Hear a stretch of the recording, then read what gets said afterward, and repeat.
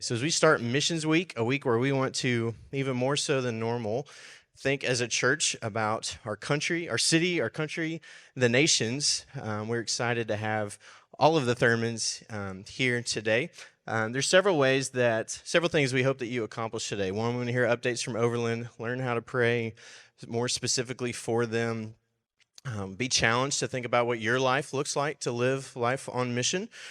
Church planting, the nations, taking the gospel is not just for special people called to be church planters. It's for each of us. So we all have a responsibility to play in that, and you have done just a fantastic job of holding the rope for so many of our missions partners. We want to encourage you for all of us to keep striving to do that better. Many of you have been to Fort Collins, have been to their church, been able to worship with them, been on mission trips, and if you have, you've gotten one of these t-shirts before. But if you don't have one of these, they brought several today, and you can pick one of those up at the Resource Center. It's a great way to just remember Overland. I know many of you in here always want more t-shirts because I get emails, so here's one for you. Be sure to go get that. But we're just thankful to have Zach and Jen and the boys here today. So Zach, why don't you come on up, man? We're so glad that you're here. Thank you. Man, it is good to be here. I mean, it is good to be with our Buck Run family this morning. I'll be honest, I'm a little impressed with my brain this morning because I know so many names of people having pastored in multiple locations, and they're just coming back to me this morning, and I'm like, it's like I just saw you yesterday, and so man, we're just pumped to be here this morning. I want you to open up your Bibles to 3 John, and so into the Bible, 1st, 2nd, 3 John. It is a just one chapter. You know, it's always kind of awkward when you're like, turn to 3 John chapter 1. It's just the chapter. There's no chapter 2. It's just chapter 1. This is a letter written by John the Apostle, the beloved. Remember, this is the disciple whom Jesus loved and cared for so deeply. And you see John when he speaks to others with the same love and care. And so he's writing to Gaius, and he's an elder of a church. And we don't know a ton about that church. But I want you to look starting in verse 5. This is what it says. Beloved, it's a fruitful thing you do in all your efforts for these brothers, strangers as they are, who testified to your love before the church. You do well to send them on their journey in a manner worthy of God. For they've gone out for the sake of the name, accepting nothing from the Gentiles. Therefore, we ought to support people like these, that we may be fellow workers for the truth. I want you to look at verse 6 and kind of zoom in on the end of 6. He says, you do well to send them on a journey, and listen to that statement, in a manner worthy of God. I'll just tell you, I think if John were writing a letter to Buck Run and he were to talk to you about how you sent us, he would tell you, good job. You sent them in a manner worthy of God. And I want to spend some time this morning just commending you for the way in which you have loved and cared for us and sent us. You know, when you plant a church, here's the reality. Churches plant churches. We planted a church with the North American Mission Board. They have a network. It's called the SEND Network. Notice how hard it is for me to say SEND. My accent makes it sound like SEND Network, which is always really confusing to people. Like a SEND Network? What type of guys are you? SEND Network. We are sent people. And we planted with that network. And what that network does for church planters is it trains them. It helps to equip them. We cooperate together. We get encouraged and edified together. But the network doesn't plant churches. Churches plant churches. A ton of church planting that happens in places like this, we call them church plants, but they're really not church plants. They're church splits. You know what I'm talking about? You'll see that. That's been the history of church planting in the South in the last 50 years. It's like there's a division, and so they get in a fight and they leave, and one pastor leaves and he takes some people with him and they start another church.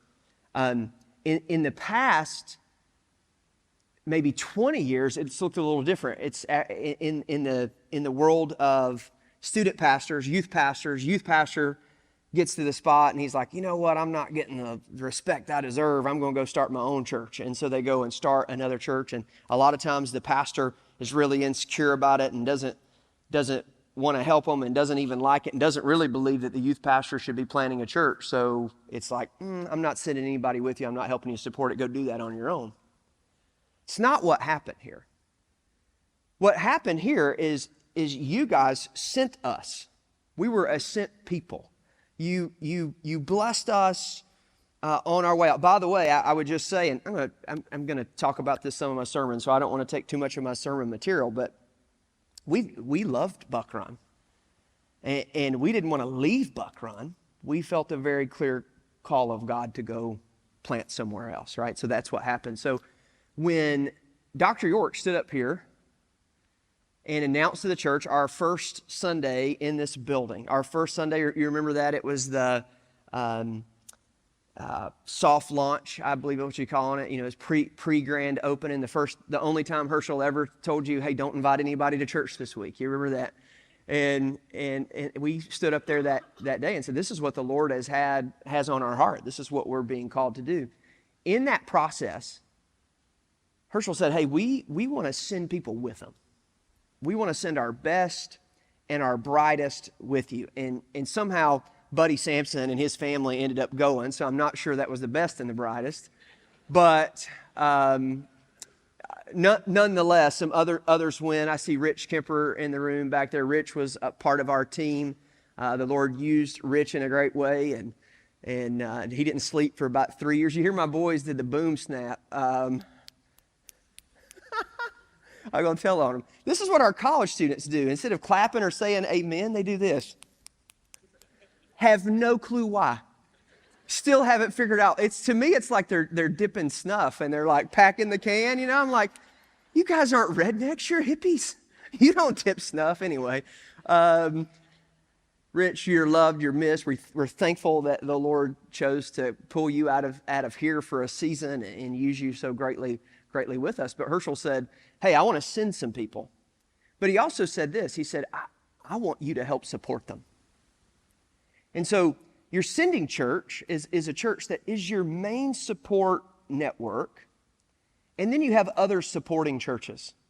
Like, it's expensive to plant churches. It's expensive to do the kind of things it does to take and reach and plant a church. So you've got other supporting churches. So let me give you an instance of that.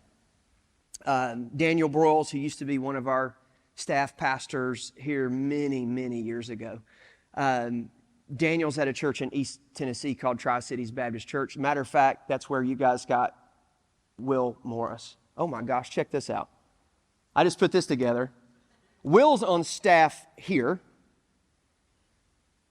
I leave here and go to Fort Collins. While in Fort Collins, you guys send me Justin Ray. Y'all remember? Anybody remember Justin Ray? He's a little skinny thing about this big. Hair weighs more than his body. Justin was on staff with us and ended up at a church in Florida. Somewhere along the way, Daniel calls me and says, hey, do you know anybody that could be my student pastor? And so now Justin is on staff at Tri-Cities. Meanwhile, I just hired a guy from Tri-Cities to be on my staff in Colorado. So, man, you see this gospel partnership, man. It's incredible. But anyway, you have supporting churches. So they support us, and their staff reaches out to us and that kind of thing. They love us, and they care for us. They send us money. They send us mission teams. But their people don't text me. Their people don't call us. Their people don't stop by when they're out that way and take us to dinner. You know who does that? You guys do that.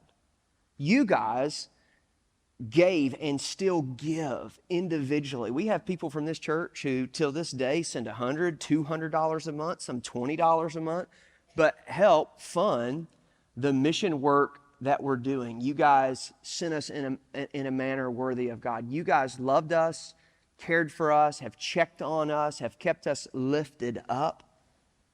You know, I often tell people that our church is built on the backs of little old ladies' prayers. Now, nobody get offended that I said that. We have a lot of people in WMUs. Man, I love the WMU. I know you don't have a WMU, but man, there's still WMUs exist, and they reach out and they pray to us. I get on prayer calls with WMU ladies. But this is what I know.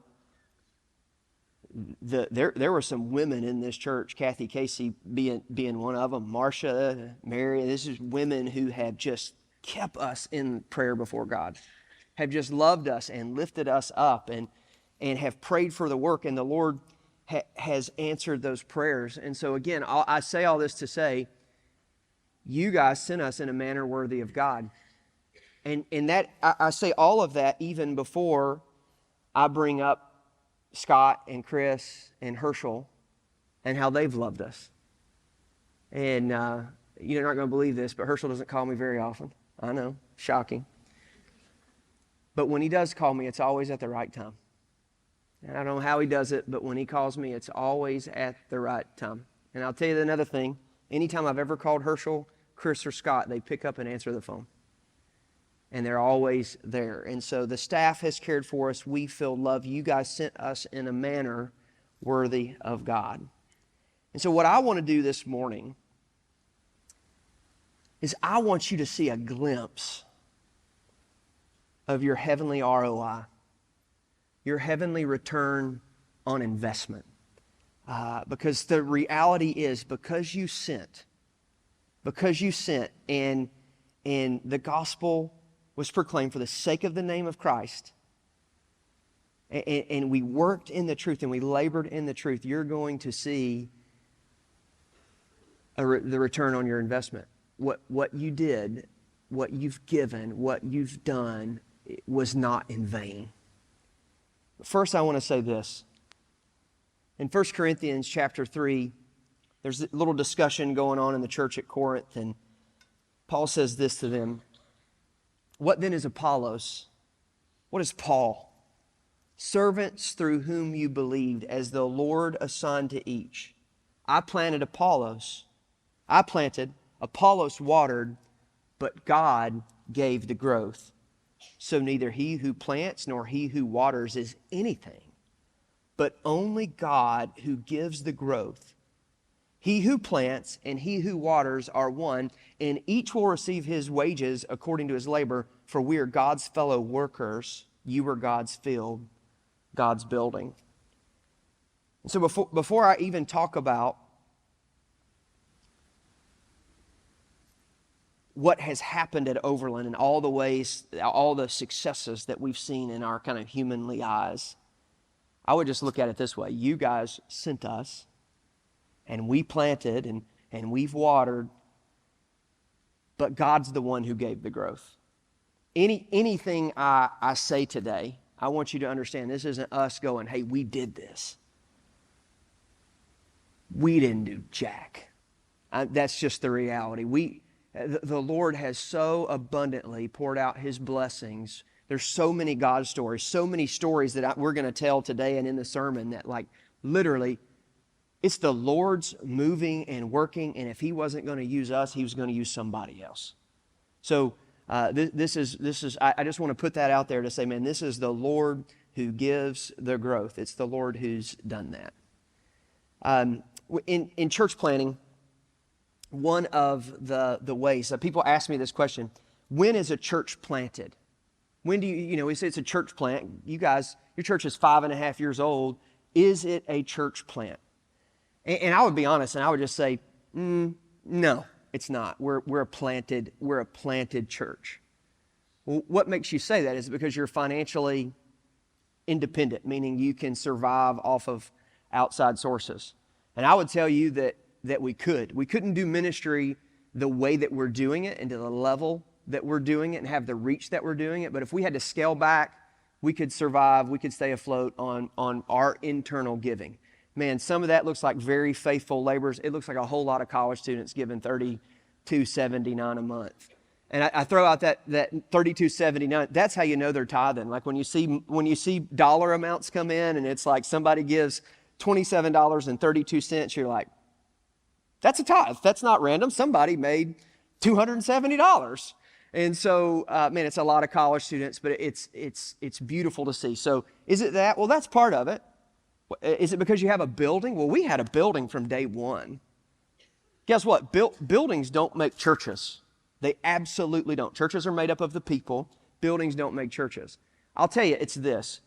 I believe it's when you get to a place where it no longer needs the church planter to live. So if I got hit by a bus today, no chance of that because there's no buses here on Sundays. But if I were to get hit by a bus today, it would make it. It would live. It would live without us. It doesn't need us to be there anymore. Why doesn't it need us? Because it's got a group of leaders, elders, if you will, who are running things and taking care of things, and they can be there. I'm not there today, and I don't have to think a thing about, hey, is church going to go well today? I can be away from church and know that, man, it's going to go smoothly, and if I died, it's still good to go. So I'm going to ask my lovely wife to come up and begin as we just start sharing what a morning at Overland Church would look like this morning. This is my lovely wife, Jennifer. You know, somebody said, I'd like to go talk to Jennifer, but I know I'll never get to her. The line will be too long. Her line would be longer than mine because she is a wonderful partner in ministry, but she's just a wonderful lover and carer of people. And she's loved at our church. She's loved in our community. When you're out in our community, there is likely to know her name and her ministry as they are of mine and our ministry at Overland. They go together. She is a wonderful wife. She's a wonderful mother. Boom snap. All right. They adore her and they dog me. So anyway, Jennifer's going to kind of help share what stuff would look like this morning. So if I were to pull up at Overland this morning, I'm going to pull into, it depends what time, but assuming I pull in right on time, like service starts at 9, I'm pulling in at 9 o'clock. What's going to happen? So if you pull in at 9 o'clock, the parking lot will be filling up, and we have a greeting team that's made up of just people that have gathered from our community that have come to Overland. Though it'll be buzzing with energy. There'll be college students that are on greeting team, other people that will greet you in the parking lot, at the door. You're going to interrupt me. I am. You just said something that made me think of, remember that time when the college students were out front and they were doing like a tunnel to greeters when they're running them in? Not for and they're like basketball. cheering them on, and it's like a tunnel. And I'm like, gosh, you can't do that. That's true, but they can. It didn't matter. We have hospitality. We have what we call a lodge, which would be like a fellowship hall, but it's really just a lodge. And it looks sort of like a lodge. We have donuts. How about that? How about that? We got donuts and coffee. And coffee. Y'all had any donuts lately? Which is really kind of served to gather people. It really kind of changed the dynamic of being able to greet people, which is why it does cost a lot of money though. That's right. It costs a lot of money. It but makes a mess. So we have hospitality. We have our worship band, tech. A lot of people serve in these areas. We've outgrown our building. I think you've probably heard that. We've talked about that. We have kids and students, college students. It's just a lot going on. Our people like to, the community, having community is a really big value. It's very family centric. And even with college students, they like to they'll hang around, they'll They don't come early necessarily, but they do like to hang around and they like to talk. And so people will gather in the lodge so that they can just have community with one another. So if you come at the 10:30 service at that point, we when we first inherited this building, we had to add 30 parking spaces, which was a massive expense because of improvement that had to be due to the property for drainage issues. And we added those 30, and the very first Sunday we filled that up. And now, if you look at our piece of property, it's 5 acres, and we have a row of cars that essentially double row runs all the way to the back. Maybe it goes 80% back. And so people are parking on dirt, something that's not intended to be parking lot. As a matter of fact, we can't put gravel down. We just have to park in the grass. That works out well. This time of the year, summer, it works out well, but guess what's about to happen? It's going to start snowing. And as long as it snows and it's cold, it's still not a problem because people, it doesn't matter. The snow's going to pack down. The ground's going to be hard. What becomes a problem is what we call the mud season. And so in February, March, April, it just becomes a mud bath, right? It's just mud everywhere. So it's a problem. Like we've got more people than parking spaces. You're going to come in. The building is just super tight at this point. People are walking on top of each other.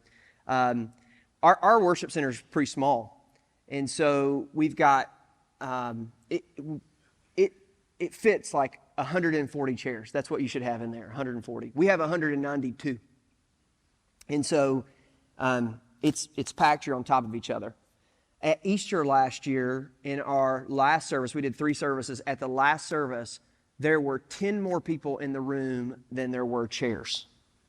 And people were like, how did you do that? I'm like, well, college students, because college students don't care. They'll sit on top of each other. There's 10 in a row. They'll put 12. They don't care. Babies in laps. They'll go everywhere. A few Sundays ago, I think September 11th, maybe. Wouldn't have been then. Anyway, in September, one of those services, we had 411 on Sunday morning. Everybody there, and one of the services, there's only 10 chairs, 10 spots open. So that's pretty incredible. So when she says it's tight, it's tight. It's not tight every Sunday, but it's often just very, very tight. Talk about our kids. So from the beginning, we always had a lot of kids because our core team that went with us had a lot of kids. So we started with a lot of kids, and so you attract what you have, and so you reach the demographic of what probably your kids are, which is what Durango is doing. That's why they started a student ministry, because that's the age of their kids. And so that's what we did in Fort Collins. So we already started with a lot of kids, but then it just, we attracted a lot of families. And so, at this point, it's... It's kind of absurd. 70 to 80 go back. Yeah, 70 to 80 kids go back, which is a lot for us. And then our kids have grown up, as you can see, and so we have a lot of students. And so, just depending on, the Sunday, we'll have a lot of students back there because they've all grown, and then they attract more students. And so we've just reached families, we reached single people, it's just really remarkable, the people that we've reached. People from other churches come, but then also we just reach people in the community. And that's just kind of the demographic. It's just amazing to see on a Sunday morning. You would think that when you look at the demographic of our church, every Sunday we have visitors, which is what's so interesting about the lodge and hospitality, because just last Sunday, there were 3 sets of new people there.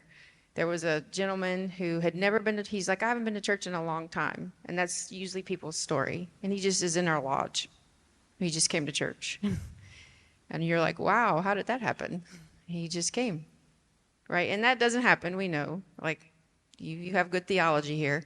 And so he's there. And then there were 2 other women who, there's a transitional house that backs up. to our church property, and it's for women who have been in jail, and then they go to court, and when they get out of jail, and they put them in that house essentially, and they will just come to our church, and they're standing there in our lodge eating a donut, drinking a cup of coffee, and they're like, yeah, your church is our backyard. And so there they are. But then we'll have families, we'll have cardiologists. I mean, this just runs the gamut. And so it's just really, that's just the buzz when he's talking about it. Like there's this excitement and expectation of what is God going to do today? He's all like, you go to church thinking, you just have no clue what's going to happen, but something's going to happen. Right. Last Sunday, she brings up those women. I was preaching the end of Ruth 4. And so I had been preaching through the book of Ruth. We get to the end of Ruth 4. And in Ruth 4, if you'll remember, you've got Tamar. Tamar, who her story of how Judah and Tamar had Perez was she had like tricked her father-in-law into this incestuous relationship. And it's like shady lady kind of stuff. But he was the real one who was absolutely corrupt. And so are his sons, and you got the Levirate marriage, and so it's like really messy. And then you get on down in there, and you realize when you read Matthew chapter 1 that Boaz's mom was Rahab, a prostitute. And so then you're like walking through that, and you're showing like our lives are messy, and God is able to save and use anyone. And then what happens? But these women who come in with incredibly messy lives, have probably been to jail, right? Have had some sort of addiction for sure, walk in and hear that message of redemption. Now, did we, like I pointed out, God's doing the work. We didn't invite them. We didn't do anything. They showed up. Yeah, people often say, because there's this other girl who's been coming, and pretty similar story. You know, she has struggled with addiction to drugs, and she came to our church, and I said, well, what made you come? And she goes, well, I've just been driving past your church, and I just see so much going on. That's the buzz, right? And she said, so I decided to come. And so it's just incredible that the Lord has, one, given us the property that he's given us, and we have outgrown it. And so, but two, that he gave it to us where it was, right? And the Lord is intentional and strategic in doing that, and that so we've attracted families, that are, some are upper middle class, I would say. And so you have cardiology, you have all these businessmen. I mean, people are, they go ski, they do all these things. But then he's given us these other people who are very far from Christ. And they drive past our church every day because it sits on a very busy street in Fort Collins. I mean, I don't know how many cars drive past our church. And they drive past on a Sunday morning, and they drive past on a Wednesday. I mean, and our kids even kind of noted that there's always some car, and usually it's the city or somebody parking in our parking lot, but they drive past our church and they see something happening. And it's just such a gift of the Lord. And these people are desperate. And it's like a beacon of light. And then they go, I'm going to go there because something's happening. Share her story, because share it. So she's young, and she has a son. He's in 5th grade, and she comes to our church and gets connected to some of our college students and goes to one of their community groups. But she's a little bit older than they are, and they connect her to me, and she comes to my Bible study, and she's sitting in my Bible study, and she's done every drug you can imagine, and at this point she's lost her job. She's had a DUI, so she's really scared. CPS has been called for her son, and so it's kind of like triage for us because we want to help her keep her son. And so she's talking to me, and basically I just said, she's like, the apple doesn't fall far from the tree, does it? And I said, well, actually it does, because you're sitting in my house at a Bible study. And so I shared the gospel with her, and she's crying, and I'm like, you want to start on this journey, and she does, and she's talking to me about baptism, and she's been coming ever since. But long story short, I think for her, what the Lord is doing in her life is transforming her and bringing her out of this like generational cycle of drug addiction and abuse. And even like her son comes to, it's a cool story because her son comes with her to the Bible study, and it's a women's Bible study.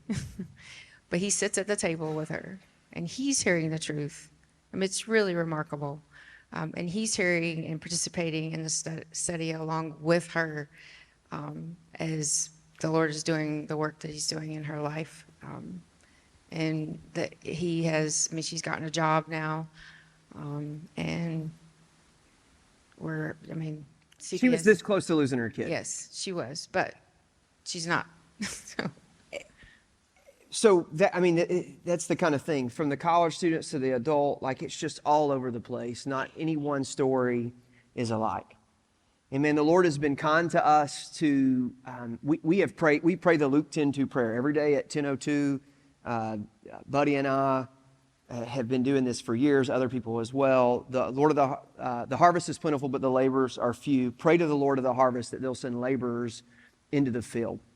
And when we sent Overland Durango, I'm going to talk about that just in a second. We sent close to 30 people. There are close to 30, like I don't know if it's like 28 or 29 people who used to be at Overland Fort Collins who now worship at Overland Durango. A lot of those are kids. A lot of those kids are living as missionaries. I would tell you that. But when we sent them out in a smaller church, you've got to think.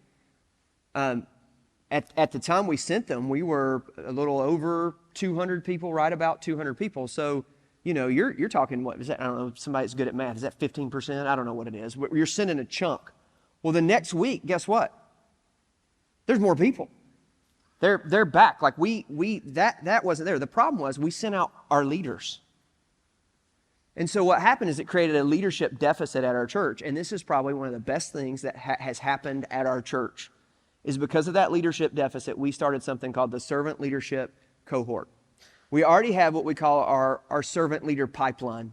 We have a pipeline, and we can show you every volunteer, every leader, every director, senior leadership, and kind of where they fall and who they answer to, and the goal is to move people up that pipeline.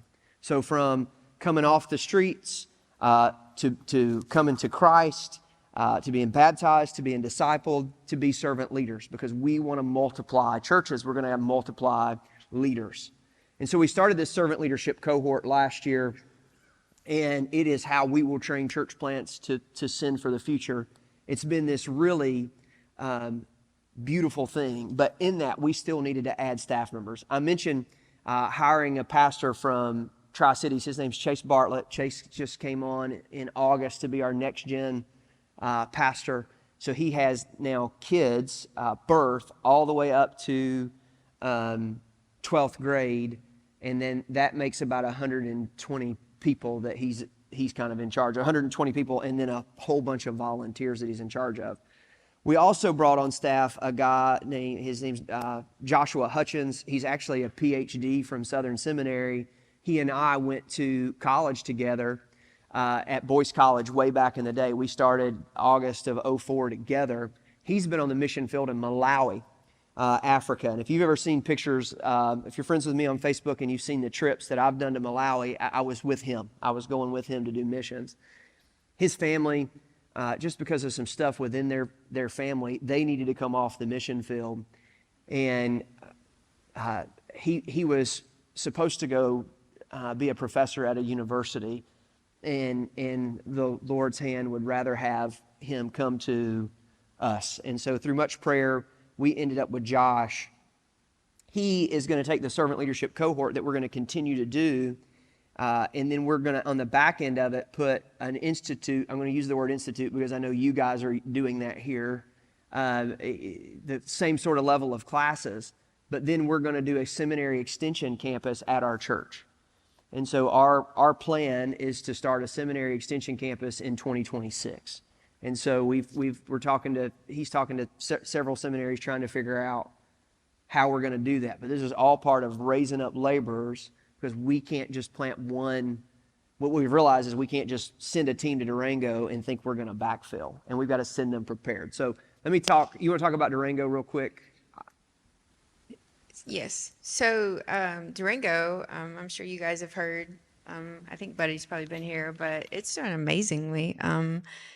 They went with a team of nearly 30 people, and most of those people had been a part of church planting, so their kids were students and were very intentional. And then they had Buddy, who is Buddy, and so Durango is a different area. It's not like Fort Collins, so it's small.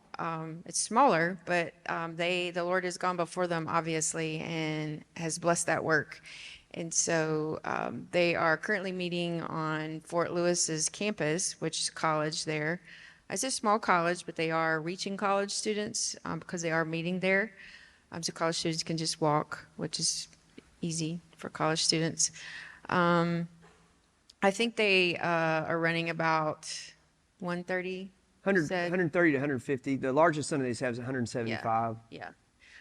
So unheard of for that young of a church plant. Yeah, so they should be about 40 or 50. Yeah, but the Lord is definitely blessing their work, and there's a potential merger. It's a very similar story to ours, where there's a church, an SBC church in Durango that is essentially dying. Its membership is shrinking, and there's a potential merger for them, which would be, I think, a good thing for them, and that it's potential that it would happen. It would look differently than it did for us. We gained the property and the building and one member at Southside in Fort Collins, because the other members of Southside had moved out of the community, but that would not be the case for them. They would actually gain more members. Like 12 people. And an elder, and the pastor is younger. And that would actually benefit them, though, because they would need some of that help. So the Lord is blessing that work and their faithfulness. I mean, they've been very intentional. They've reached students. I think the FCA is one of the largest in the state. So they're all of their leadership team is involved in the FCA at Durango High School. Yes. They are having their membership meetings and First family meeting tonight. So the Lord is blessing the work. It's really modeled after what we did here.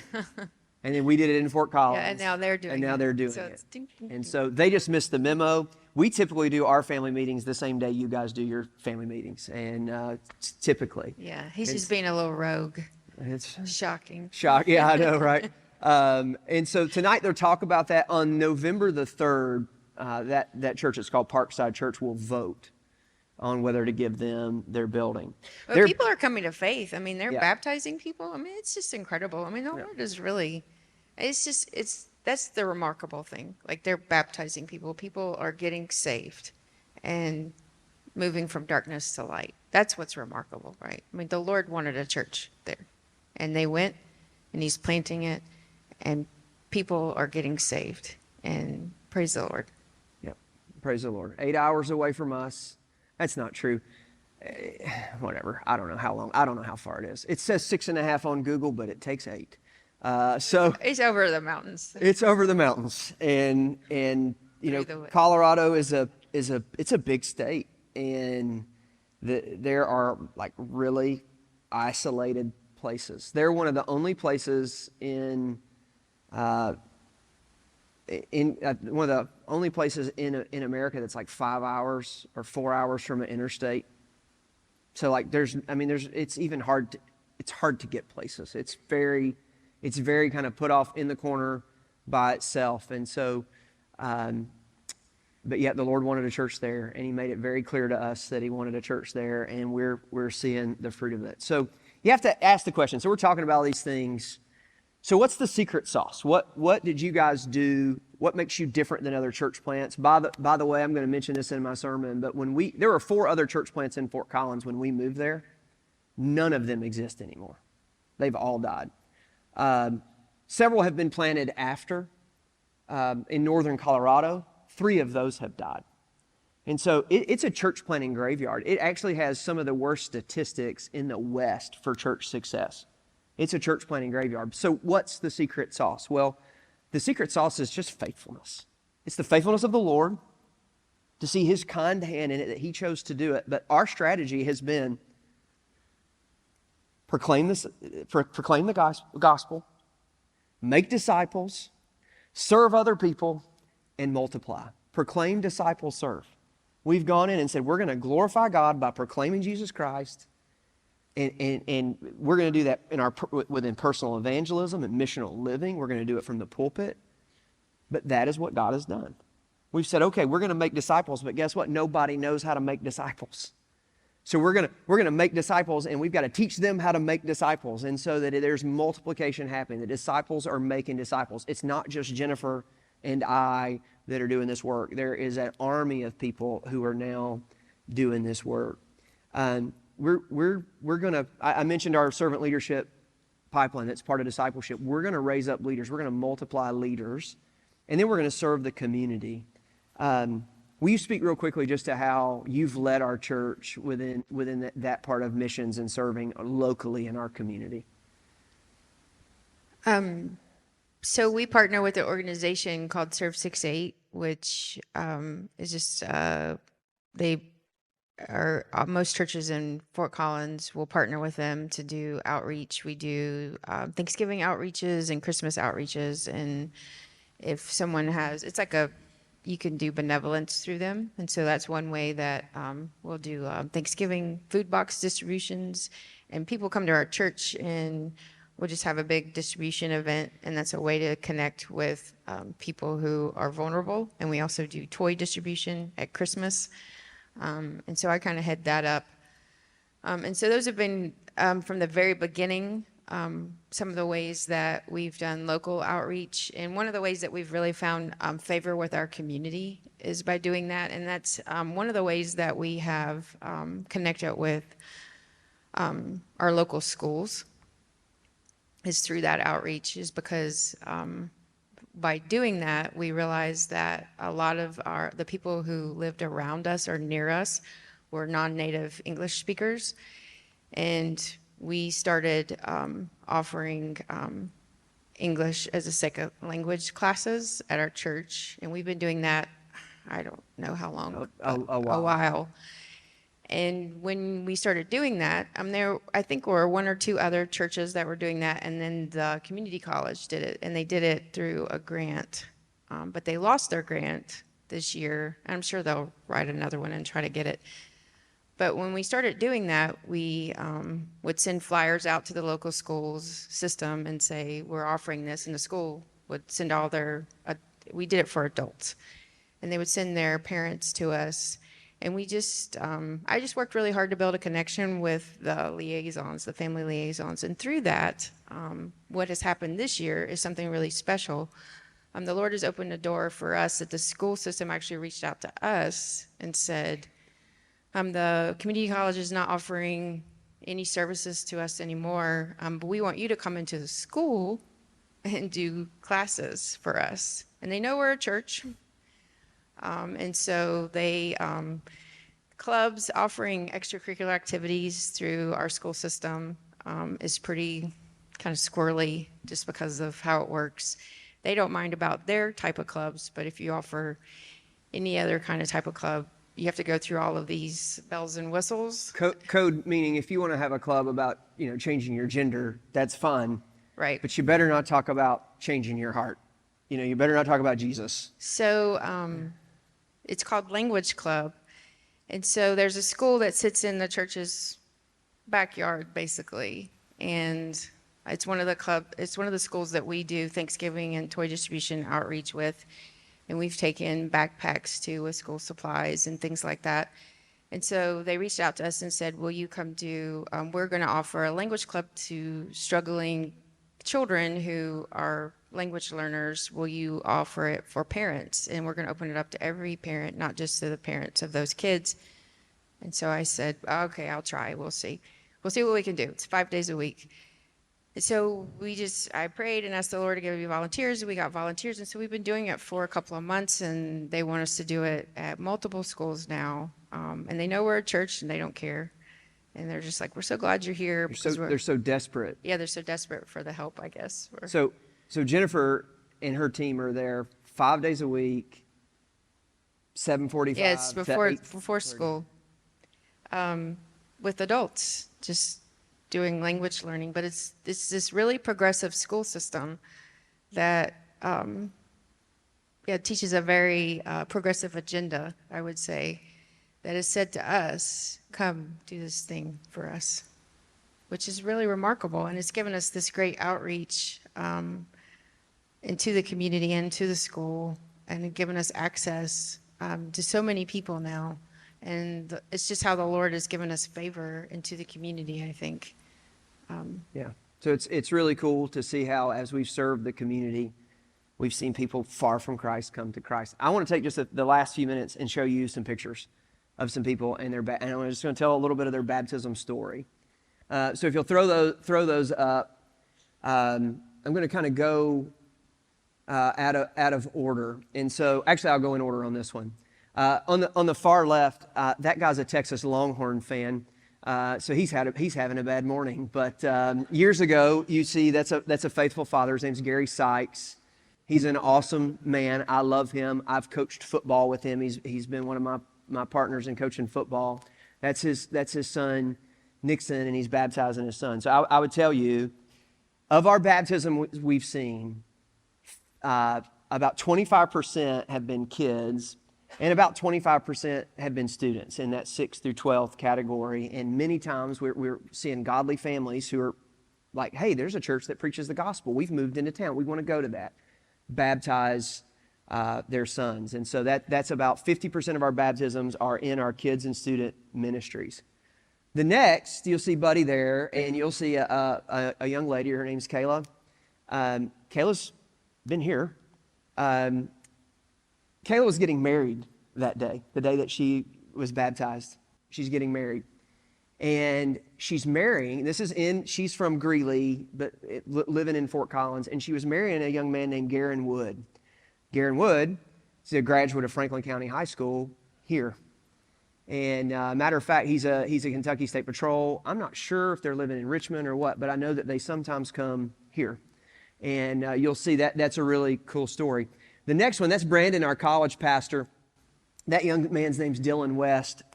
Dylan went to college and rebelled. You see, Dylan was raised in an atheist home, but a moral home, a good home. If you look at his college resume and his transcripts and his GPA score and all the things, all the clubs that he had accomplished, they were all great things, except he didn't have Jesus. And so when he got to college, on his first day at college, he meets somebody from our team that invites him to do something. He's like, sure, I'll go do that. His first Sunday at church, this very moral kid goes, this is the first time I've ever been to church. And Dylan's rebellion looked like, hey, I'm not going to be an atheist. I'm going to follow Jesus. And he was baptized. It was funny. He waited. His parents did not want him to get baptized. He said, I'm going to get baptized. I'd like for you to be there, but I'm going to do it whether you like it or not. He's a rebel. And he had this robotics competition where they had made these robots, and his parents came in town for it. So he said, I want to get baptized the day after that, and I'll get them to church to hear the gospel. So that's really cool. That's like, not most of our college students aren't that, by the way. Most of them are like, I've partied, I've tried it, it didn't work. I need something else. I need Jesus. Now go ahead and throw up the next picture, and I'm going to start right here with Don Kiesel. Don's from South Carolina. That's his wife, Robin. She's from Pennsylvania. Don has an incredibly wild story, military story, but basically gets discharged, DUIs, drugs, all that stuff, ends up homeless.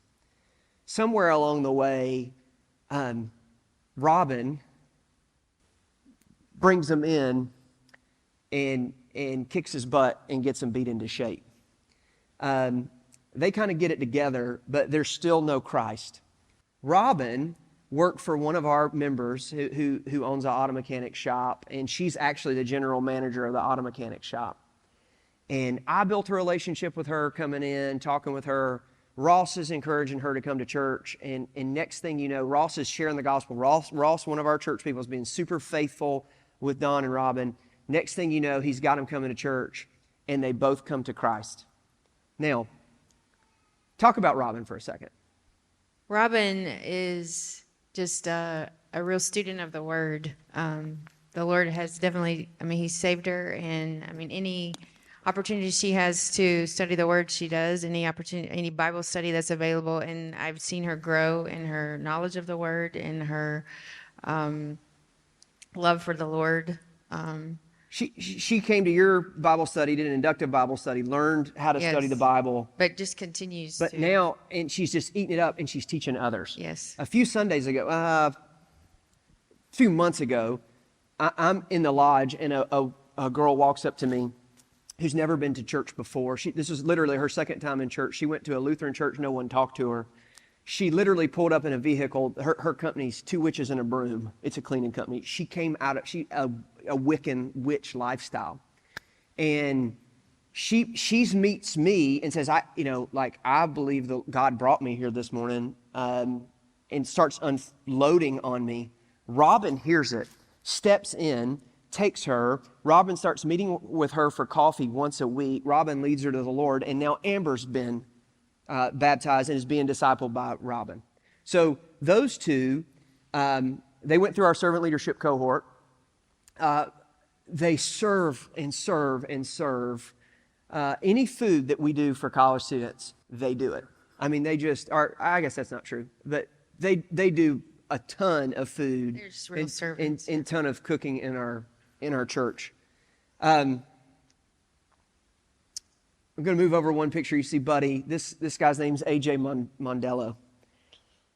AJ and his wife Medasia show up at a Christmas Eve service in 2020. So, nope, 2019.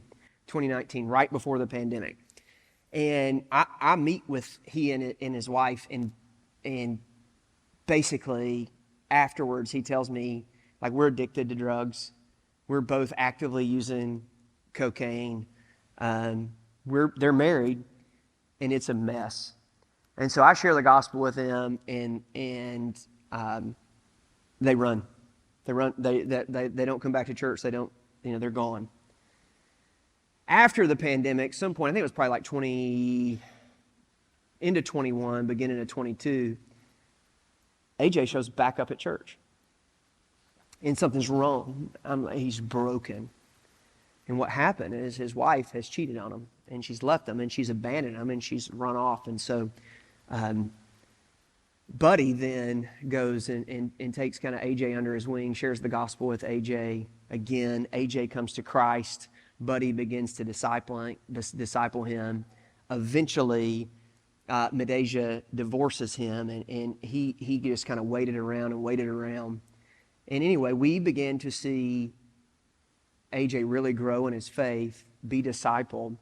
Now, AJ is in Durango, and he runs their setup and teardown team. And he's one of their key members, and he's just doing so well. And so to think, this was the dude that came addicted to cocaine, now is the setup and teardown person in Durango. Really, really cool story. And then the last picture there is Donnie.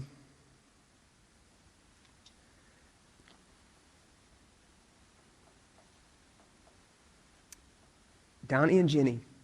And Donnie's a mess. He's a mess today. He's a mess today, but he's a saved mess today. And the Lord is transforming and working in Donnie and Jenny in an incredible way. And Donnie, again, his mom and dad lived in an apartment down the road from the church. And they decide to come. And Donnie literally was a Satan worshiper. He literally has Satan like the goat head tattoo. he was just in this super, super dark spirituality. And he comes to church. He's not married to Jenny. Matter of fact, he's married to somebody else when he gets there. And again, they hear the gospel. I meet with them. His divorce is finished. I keep meeting with him. I meet with him. He has been arrested. And he got to a point where he was just so broken and so desperate that he finally gave his life to Christ. And it continues to get in trouble. You know, he got arrested for DUI, and I had to go to court with him. I actually drove, he and his wife. It was in Rocky Mountain National Park, so it was federal. And so I had to go to the federal courthouse and take him to the courthouse and all this stuff. And so many of you guys have seen that our building, it used to like be kind of like, we remodeled the inside of our building, but the outside was like pretty ugly. And then it got painted and it looked pretty. Well, Donnie is a painter by profession. He painted our church building for free, except kind of not. It was his community service hours. Yeah. But it worked out. It looks great. I mean, it looks killed great. two birds with one stone. And Donnie and Jenny moved to Indianapolis. And They're in church. They're in church, and they're, you know, where they, you know, he posts stuff like, the other night it was at a Christian concert, and he was like, I used to go worship Satan, and now I go worship Christ. It's a journey. And it's because you planted the gospel in a manner worthy of God. That's right.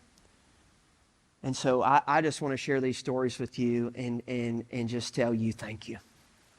Thank you. So, Father, I thank you for Buck Run Baptist Church and its over 200 years of faithfulness.